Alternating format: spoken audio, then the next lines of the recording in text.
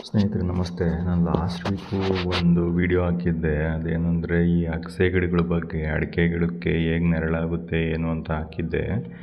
ಆಗ ನನಗೆ ಕೆಲವರು ಕಮೆಂಟ್ ಮಾಡಿದರು, ಸರ್ 3 ವರ್ಷ ಆದಮೇಲೆ ಇದನ್ನು ಹೆಂಗೆ ತೆಗಿಯೋದು, ಇದು ಗಿಡ ಸಿಗುತ್ತಾ, ಬೀಜ ಸಿಗುತ್ತಾ ಅಂತ ನೀವು ನೋಡ್ತಿರ್ಬೋದು.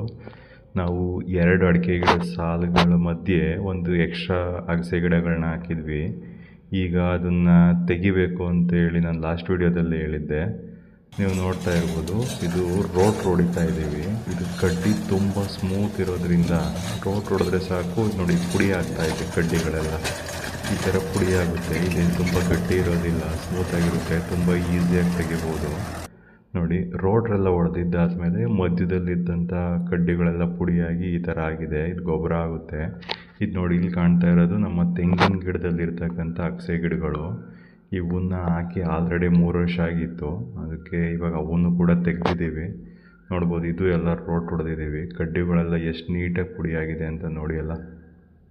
ನೋಡಿ, ಈ ಗಿಡಗಳನ್ನ ತೆಗೆಯೋದು ತುಂಬ ಸುಲಭ. ನೀವೇ ನೋಡಿದ್ರಲ್ವ ಎಷ್ಟು ಈಸಿಯಾಗಿ ತೆಗಿಬೋದು ಅಂತ. ಮತ್ತು ಇದ್ರ ಬೀಜಗಳು ಹತ್ರದ ಗೊಬ್ಬರದ ಅಂಗಡಿಗಳಲ್ಲಿ ಕೇಳಿ, ಖಂಡಿತ ಬೀಜಗಳು ಸಿಗುತ್ತೆ. ಹಾಗೆ ಇದೇ ಥರ ಹೆಚ್ಚಿನ ವೀಡಿಯೋಗಳಿಗಾಗಿ ಪೇಜ್ನ ಫಾಲೋ ಮಾಡ್ಕೊಳ್ಳಿ. Thank you.